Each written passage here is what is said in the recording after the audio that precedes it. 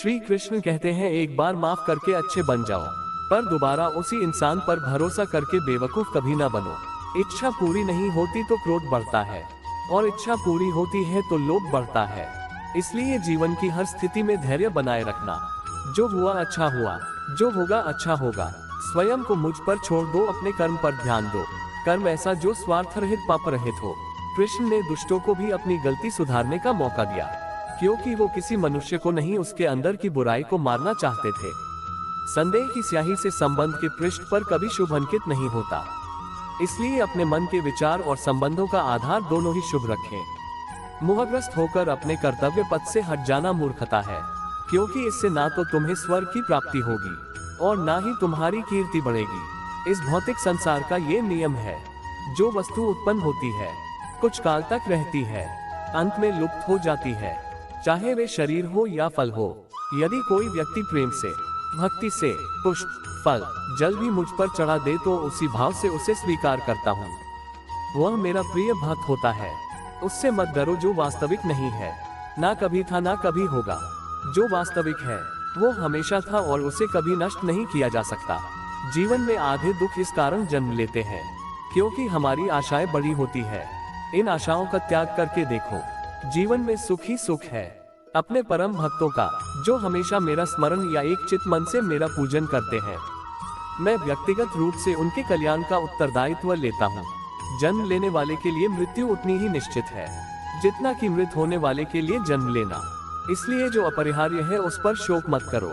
श्री कृष्ण ने कहा है, अगर तुम्हें किसी ने दुखी किया है तो बुरा मत मानना। लोग उसी पेड़ पर पत्थर मारते हैं जिस पेड़ पर ज्यादा मीठे फल होते हैं। अंत काल में जो मनुष्य मेरा स्मरण करते हुए देह त्याग करता है वह मेरी शरण में आता है। इसलिए मनुष्य को चाहिए कि अंत काल में मेरा चिंतन करे। ये सच बात है कि भूल करके इंसान कुछ सीखता है, परंतु इसका यह मतलब नहीं कि वह जीवन भर भूल करता रहे और कहे कि हम सीख रहे हैं। कृष्ण कहते हैं, इस जगत में मनुष्य भौतिक वस्तुओं का भोग कर सकता है। अगर वे चाहे तो सब कुछ छीन सकते हैं, मनुष्य कुछ भी नहीं कर सकता। स्वार्थ से रिश्ते बनाने की कितनी भी कोशिश करे वो कभी नहीं बनते हैं, और प्रेम से बने रिश्तों को कितना भी तोड़ने की कोशिश करे वो कभी नहीं टूटते। क्रोध से भ्रम पैदा होता है, भ्रम से बुद्धि व्यग्र होती है। जब बुद्धि व्यग्र होती है तब तर्क नष्ट हो जाता है। जब तर्क नष्ट होता है तब व्यक्ति का पतन हो जाता है। आत्मा न तो जन्म लेती है, न कभी मरती है, और न ही इसे कभी जलाया जा सकता है, न ही पानी से गीला किया जा सकता है। आत्मा अमर और अविनाशी है।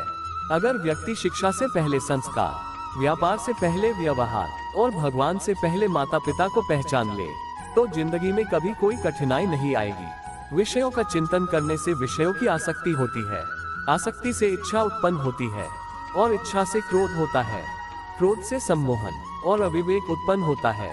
कृष्ण कहते हैं, जैसे प्राणी अपने पुराने कपड़ों को उतार कर फेंक देता है, नए को धारण करता है, उसी प्रकार यह आत्मा पुराने शरीर से त्याग करके नया शरीर प्राप्त करती है।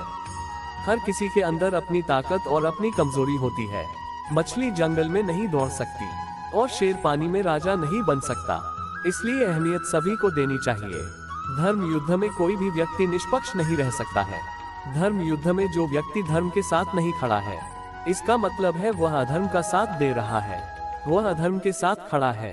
अगर कोई मनुष्य हमारे साथ बुरा कर रहा है तो उसे करने दो, यह उसका कर्म है और समय उसके कर्म का फल उसे जरूर देगा। लेकिन हमें कभी भी किसी के साथ बुरा नहीं करना चाहिए, क्योंकि यही हमारा धर्म है। आशा करता हूँ दोस्तों आपको वीडियो अच्छी लगी होगी। यदि अच्छी लगी हो तो वीडियो को लाइक, शेयर और कमेंट करके जरूर बताएं, और चैनल पर नए हैं तो चैनल को सब्सक्राइब जरूर करें। आप सभी का बहुत बहुत धन्यवाद।